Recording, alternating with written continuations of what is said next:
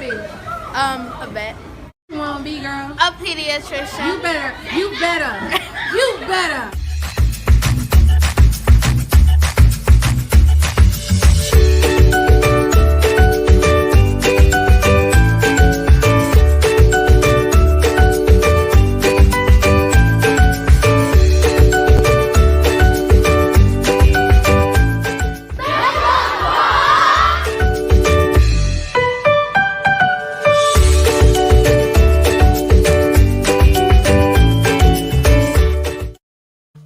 What's up, MedGirl Squad? It's future Dr. Rezi, and I'm so excited to have once again another video for you all to watch. For those of you who don't know me, hi, my name is Resume Uye, and I am the author and illustrator of a children's book called Girls for Medicine.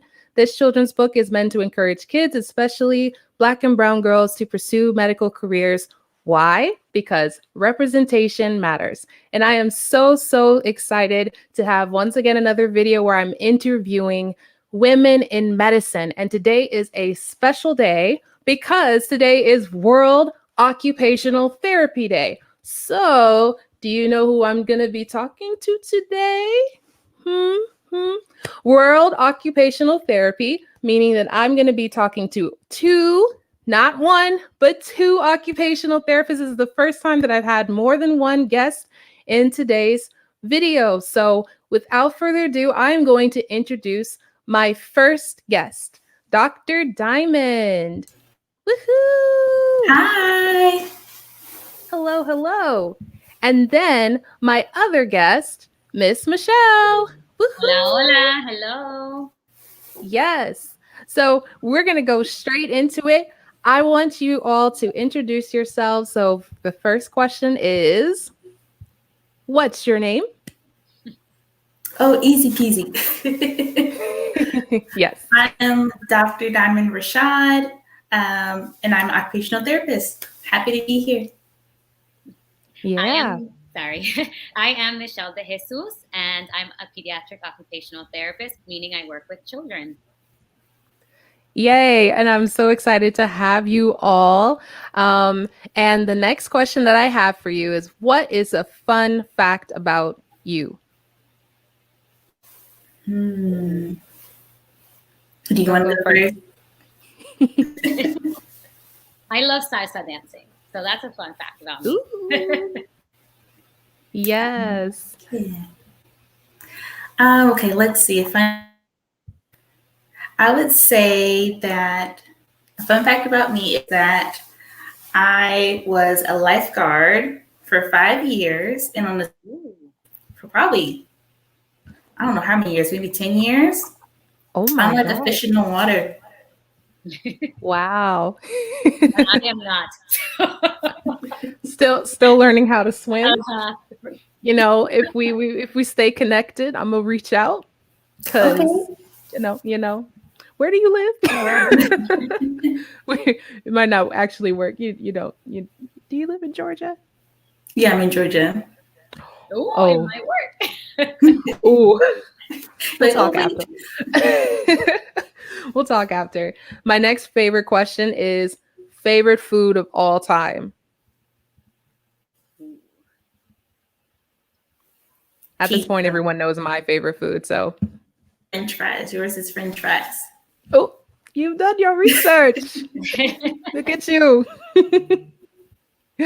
I like empanadas. Ooh. I've heard.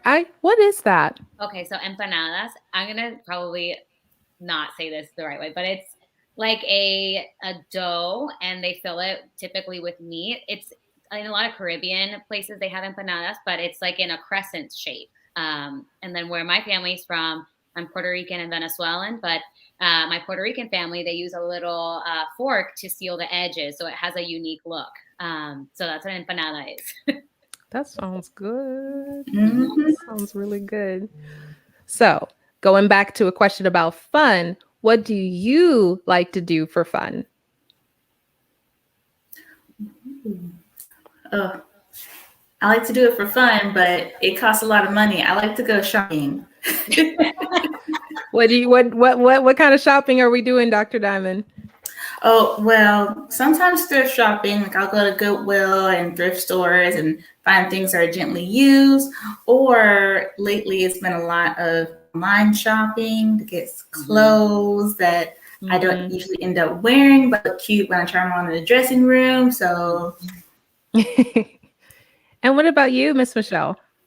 I like to work out. It's actually something that I truly enjoy. I wish I could do it more, but probably about 3 or 4 times a week. I definitely like to get in the gym, and dancing, of course. That is like my number one love always. And I'm not even a professional dancer or anything like that. Don't think that I am. I just really love to, even if I look ridiculous. They call me happy feet because if there's music on, I'm the one that just can't stop. Hey, love it. Okay, so because a lot of our viewers will be children, my next question would be, what were you like as a kid? As a kid, what did you want to be when you grew up? okay. I was very quiet as a kid. Like, well, I'm still a little quiet. I was very quiet, very shy as a kid. I loved Harry Potter. Yeah. I got you excited. Yes, I this is literally will like stay up all night reading Harry Potter books. Like those are my world. But for some reason, and I was inspired by a book and I felt represented, but I wanted to be an astronaut like Mae Jemison. That's what I wanted to be when I grew up. I thought I was going into space. Oh, yes, Nice. as you should. Uh-huh. That sounds super fun, actually, but I can imagine it takes so much training, you know? Right. It looks, I mean, when I was younger, it looked super easy, but now realizing all the stuff that they do at NASA, I was like, okay, wow, that would have been like a big thing to do. But at the time, I thought it was just like, you just sign up, you fly out there. Mm. And what about you, Miss Michelle? I was probably the exact opposite of Dr. Diamond. I was the smallest kid in my class always. I mean, I'm 5 foot tall now, but as a kid, I was always the shortest, but with the biggest voice, right? So I was always like the lead in the school plays and things like that growing up. Ooh. I thought that I wanted to be a newscaster when I was really young. And then around high school, I really wanted to be either a doctor or a PA. My dad was a PA for many years. So I grew up with that example and that love for medicine. So that was something that I knew growing up I wanted to be a part of. Wow. I just love hearing that we all had dreams outside of medicine to begin with. For me, it was like I wanted to be an artist, and I technically still am, but I was just like, I'm going to be the next Da Vinci. Okay. Yes. No one's ready for my Mona Lisa. That was the energy I was giving. I'm still giving that energy, right? But astronaut to, like you said, like you said like a newscaster, right? Yeah. And it's crazy because we can still technically achieve those things. I remember there was like a physician who actually did go to space. Her name escapes me, but she's just part of like Black history. But do you know who I'm talking about? I don't know the name, but I do. You know who I'm talking about. She's like the lady that's sitting with her helmet. Right here. Yes. But it's just amazing to hear that. And so now we're shifting into what you do for your job. And the question is, what kind of healthcare professional are you? Technically, everyone should know, but feel free to share, whoever wants to go first.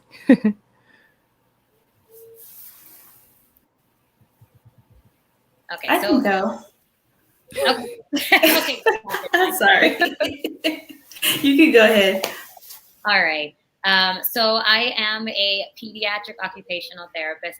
And like I said earlier, what that means is that I work primarily with children from the age of a little bitty baby to, a 21, sometimes 22-year-old, growing out of adolescence or teenage years. So that is really my area of interest and expertise. And I have been working as a pediatric OT for 3 years now. Yes. I love that you work with kids. Mm-hmm. And you, Dr. Diamond? So very similar. I'm a pediatric occupational therapist. And so I help kids from very small, from 0 all the way up to 21. So kids, and I'll say young adults as well.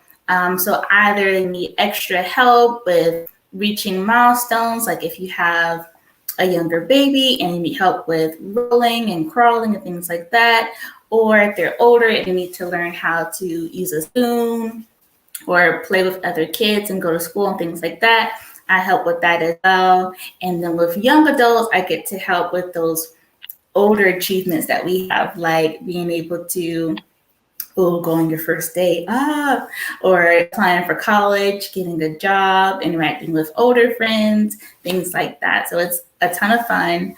And I've been working for 5 years. It just makes me so happy that you both work with kids. I have a soft spot for kids, as you can tell, in case you didn't catch it. But yeah, I'm just glad because I don't think a lot of kids know a lot about occupational therapy. And so I know, Dr. Diamond, you already went into it. Both of you went into it. So I guess just a little bit more. My next question was going to be like, what do you do on a daily basis? What does it look like for you every day as a pediatric occupational therapist? And kids, pediatric just means y'all. We're talking about you, occupational therapist for kids and teens. So whoever would want to just go into a little bit more detail of what your day-to-day looks like, feel free to jump in. Yeah. Well, just to expand or to even add a little bit more to what, Dr. Diamond was saying, really we help with daily activities. What we're working on are the things that we are doing every single day, what we want to do, what we have to do, and what we want to do in our daily life. Pediatric occupational therapists work with the whole family as well. So we're working with a child, but we know that the child also has a family that cares for them. And a lot of times it's us working together as a team, really, to make sure that not just the child, but the parents, mom, dad, grandparents, cousins, whoever is in that child's life is all on the same page, and they're all having, a happy, fulfilled life. So that is a really huge role that we play when we work with families that many people don't know that us occupational therapists are able to work on. And it's such a blessing to be able to see all of these different sides to us. And kind of like you were saying, Dr. Rezi, where we're seeing how, we're more than our profession. And I think we appreciate that in the families and the kids that we work with, because we know that we are human beings. We have so many sides. We can be creative. We can be scientific, we can be logical, we can be so many things all wrapped up into one. And as occupational therapists, I think we are especially equipped and especially, able to identify that and bring out the strengths in each child and their family. Woo! Come on. Come on. Dr. Diamond, throw in some gems, please. Quick, come on. Come on. Next. Sure, yes. So I'll just add on, it's definitely everyday activities and things that are meaningful to you and meaningful to the family is the big thing that we focus on with working with kids and their families. And so on a daily basis, I would say I look at different ways that I can help children, just like you guys, play. So I might change how a toy looks. Like I might make a toy bigger or make it easier to see so that a kid that maybe needs, glasses that are thicker than usual, it might be hard to see. And so I might make it bigger so it's easier to play a game that all the other kids play. Or I might make a switch that makes it, easier to hit the toy and make it move. And so engage and play in the same way that other kids do as well, and they don't miss out opportunities. And then another thing other things that we can do. So these are just examples that we can do. Can include, playing board games and working on social skills, interacting with other friends and practicing that. With young kids, I love to do like meditation and us work on calming our bodies and having mind and a calm heart so that we can be able to deal with frustrations that are at home. We can focus on that. And so much better, so they're better able to, again, engage in those everyday activities that we do.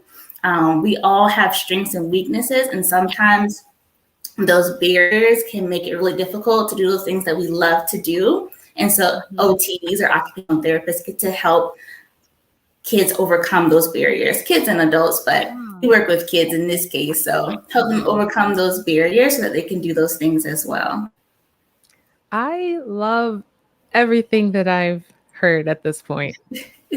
I love it. I love it so much. And so, I mean, I can imagine that you both enjoy your job very, very much. So I think my next question is like almost like a bonus, in terms of just like what you wish you could do. So my question is, if you could pick one superpower specific to your job, then what would it be? Ooh. I'm gonna let this one simmer because I had a couple of thoughts. Oh, you got yours? So kind of what you were saying also, Diamond, where I think for occupational therapists, and I think especially in this world that we're in, we're all about inclusivity. And, I think that if I had a superpower, I would be able to, without even thinking twice, be able to make any activity, any toy, any what we call occupation. So any meaningful activity that you want to do, have to do, or need to do, accessible for those that want to participate in that. Because a lot of what our job is overcoming those barriers to have people participate in that activity. So if that was my superpower, to just be able to instantly do it instead of, sometimes it's working with the system to be able to make that happen. We have to overcome whether it's financial barriers or money, to get those things for the families. I wish that we would be able, I would have that superpower to be able to just make it instantly able for families to access it. Ooh. Dr. Love that. I want to steal that one. You can. But I won't. I won't. But that's a good one. I would say I would love to, and I feel like this is something that OTs do anyways, but it just takes a little bit of effort and a lot of watching a family and watching a kid. But my superpower would be the ability to read minds, because a lot of times I work with little ones that aren't able to speak for various reasons, or they just communicate differently, or they don't speak in that way. And sometimes it leads to a lot of frustration. And I would, on both ends, for kid and for the parents, because neither understand the other. And so I would love to be able to read minds and say, oh, well, they want this. So when they say this, we can, use this picture to help them identify when they want this, or when they're do this, and that means they're thinking about this. Because there's so many kids I know that give me like eye contact and, do little things like where I feel like they have a whole like sitting in their head that they're trying to tell me like, girl, I'm gonna play this today. Kids are honest. I love that. It's all here. I believe that too. We and it's still something we all do. Just like it's something about that eye contact. With one person, you both are thinking the same thing. You don't have to say anything. Dr. Diamond, that's a perfect superpower. That's what I would want to, snatch right there. I mean, Miss Michelle, yours was cool too, but I mean, I don't think I could handle that one. That was a good one. I was just like, wow, that's perfect. Thank you. I love it. Okay, so then my next question is, all right, there's some kids that are watching. They're like, okay, I see y'all, being occupational therapist, whatnot. So what do I have to do to get to where you are at? Like, do I have to finish elementary school? Like, is that really necessary? Yes, the answer is yes. But if someone wanted to know how they can become an occupational therapist like you two, what would they have to do? And one person can just answer this if it's the same, pathway. It's the same. So it's right now you finish elementary school, middle school, high school. For occupational therapy, you can be an assistant, and or you can also be like an occupational therapist, just like Dr. Diamond and I are. There's different routes to get there, but the minimum to be an occupational therapist would be 4 years of college and about 2.5 years to get a master's degree after college. You can also be like Dr. Diamond and get your doctorate's degree. Or you can go the assistant route where it's about 2.5 years. Instead of going for 4 years of college, you would do 2.5 years specific to occupational therapy assistant school. Okay. She's got Yep. So kids, I'm sorry. You got to finish elementary school. I know you don't like math. I know. I understand. But I promise you, it's going to be worth the time, especially if that's something that you want to do, and you're going to be with other people who are also interested in becoming an OT just like yourself, or becoming someone who works in the healthcare field. Okay. So then my next question would be, what do you think are important traits in a future healthcare professional? Not just for OT, but just in general. What do you think is important for kids to cultivate or grow at their age that will be helpful to them? That's a good question. Thank you. Say definitely being kind, be humble. A big part of healthcare is, of course, a lot of people go into healthcare to help people. But when you have that humility, you realize that you're not the leader of the team. You're not in charge of the family, not in charge of the patient. You're just using your skills and your expertise to help that family and help that individual. So having that humility to know, like, I'm here to serve, and it's never in a way like, oh, I'm better than you. It's just, I have this, I want to help you be the best person that you want to be, your version of that, whatever that looks like in your life. So those would be the two biggest ones, is if you have kindness and you have humility and you're, always willing to do the hard work, then you're going to really get far.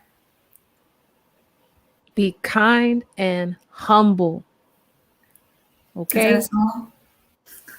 I think you said it all. I really think that those are one of the most important traits. And just to add a little bit more to that, I definitely would say that dedicated is a really good word that I would love the kids to know about.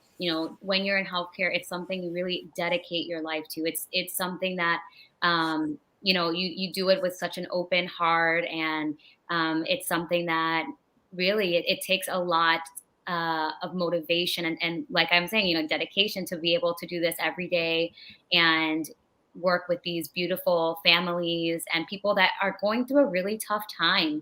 A lot of times when you're working with people in the hospital or in a different setting, but if they're receiving healthcare, a lot of times it's not because it's a happy, positive time. A lot of times it's a really, really tough, emotional time for the family and for the person. So that's something that you really have to be empathetic, be able to somewhat understand and have that mutual understanding of what that person is going through and acknowledge what they're going through. So that is one trait that I think is very important, as well as always being mindful of, everyone. So I'm giving you an example, maybe like in the classroom, if there's a student that's a little bit different than you, whether they look different, act different, talk different. It's about acknowledging those differences, but also celebrating them and including people that are different than you in that setting or wherever you are, and trying to be as kind as possible. It's not always being about feeling sorry for that person. It's about trying to get them to be included in whatever the activity is, because oftentimes we see that they are excluded. They are not a part of the group. And a lot of what we do as occupational therapists is working on that and educating others on the importance of, yes, we're different, but that doesn't mean that we're not human. We're not able to do all of these things that we do on a daily basis. So just coming from like that humility that Diamond was saying, as well as just being aware and, kind in those situations would be so helpful in healthcare. Yes. Yes to all of that. There's just so many things that is so important for kids to grow at such a young age, because it'll come naturally to you. And that will be very, very helpful in the job that you choose to do in medicine and stuff. Being humble, being kind, being dedicated. Also, I like to think of that as like sticking to something to the end, giving your time, giving your energy, giving your resources. And by resources, I mean money. Giving your heart into whatever you're doing. And that will really help you when you become any healthcare professional. There's so many things that kids need to know about that I want you all to know about, because you're so much more than just being smart and loving science. There's so much more to being a healthcare professional than those two things. And the sooner you know that, the better. And your patients will thank you for sticking to that and working and growing those things. So thank you both for answering that question. And then this is my last question that's very important to me. What advice would you give to a little girl who looks like you? And she's watching this video and she wants to be a girl for medicine too. What advice would you give her? And either of you can start. I would say something like, oh, I'm sorry, Donna, we always No, it's okay. Go ahead. You go ahead. I'm sorry. Okay. I would say something that, my mom used to always tell me, something that I saw on a Disney movie, where the only, I think, Disney movie that ever really resonated with me, and I'll never forget it, it's called Gotta Kick It Up. I don't think the kids watch it, but it was one of the first Disney movies that I saw that had Latinas on the screen, a lot of Latinas. And I was like, oh my goodness, I'm seeing myself represented on the screen. And I never saw that before. So the mantra on there, or the saying that they would say, was "Sí se puede," basically, yes, you can do it. And it's something that I just always thought about, like whenever things got hard, I'm like, yes, like "Sí se puede," I can do it. I have to, if someone else did it before me, I can do it as well. And it was something that honestly really pushed me. When I graduated OT school, I had that on my cap because it was just something that I carried with me since I was a little girl, and really was unique to me. My experience as, I was born here in America, but like a Latina American, and it was something that I hope to give to you all. If you see me, or if you see another person that looks like you in a position, like "Sí se puede," you can do it. Just be dedicated, be humble, be kind, and you can get there. Yes. I don't know why my voice went that way, but it's just my heart is singing. Dr. Diamond, please. More Oh, so sweet. So I would say to any little black and brown girls out there, that never be afraid to shine. Don't shrink yourself. You are not too much.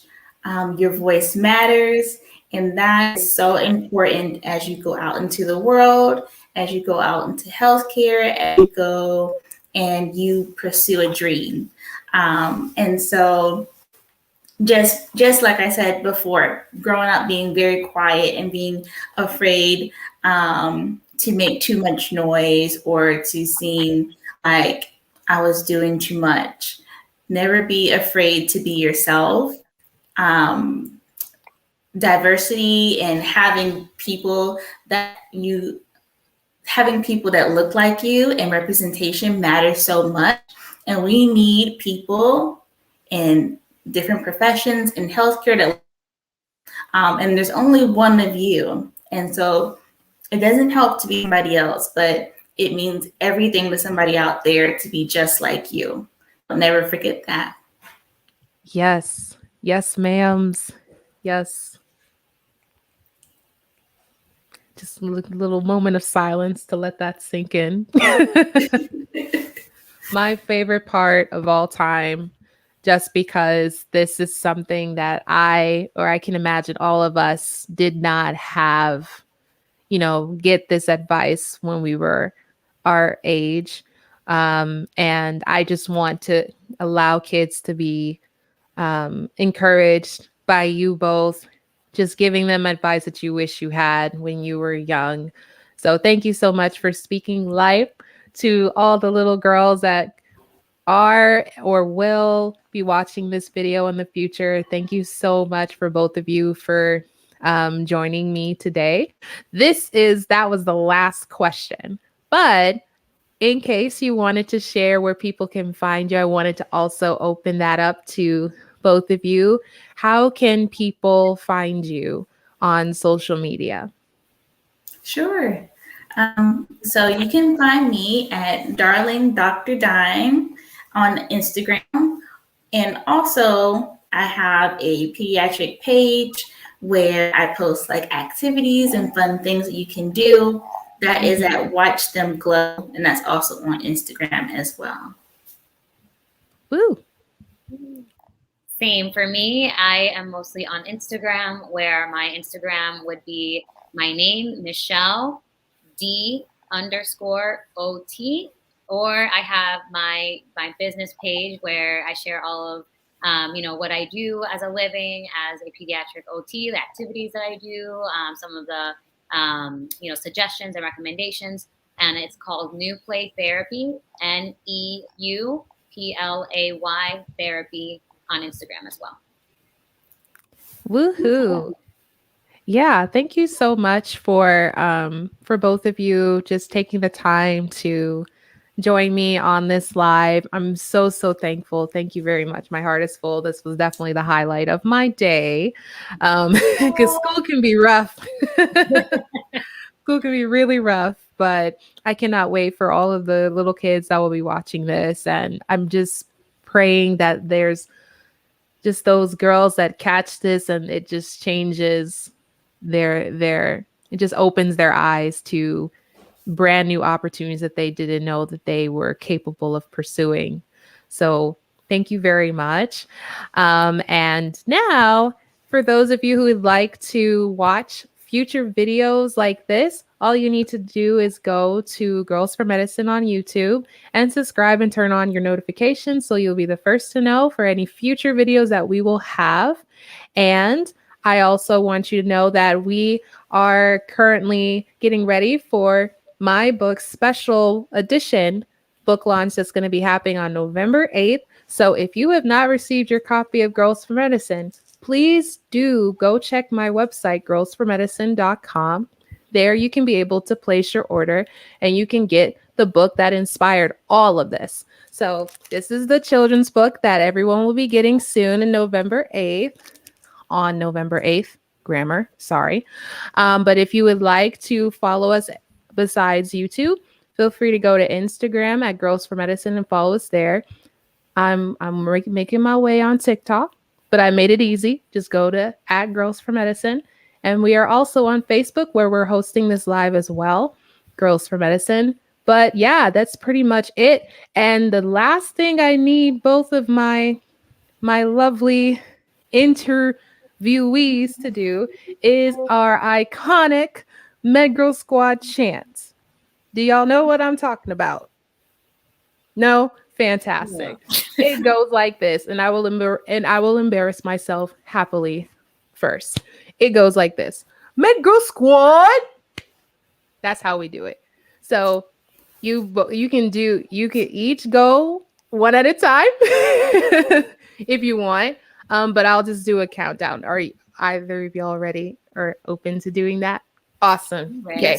Because I got this streak going. I'm just like, I have 2 people. Hopefully they'll say yes and keep the streak going. Okay. So I'll go first. 1, 2, 3. MedGirl Squad. MedGirl Squad. MedGirl Go ahead. Squad. Yeah. Yay! Let's go. Well, Dr. Diamond and Miss Michelle, happy World Occupational Therapy Day. Y'all are amazing. We celebrate you. Thank you so much for representing in the occupational therapy world. And I hope many more girls who look like us will be following your footsteps very soon. And I hope you two have a wonderful day. And I hope everyone else has a wonderful day too. That's it for the live. Thank you, everyone. Bye. Thank you. All righty. And we out. If it let me play it. No? Okay. That's awkward. But y'all can go. Thank you, Dr. Bye. Thank you so much. This was awesome. Bye.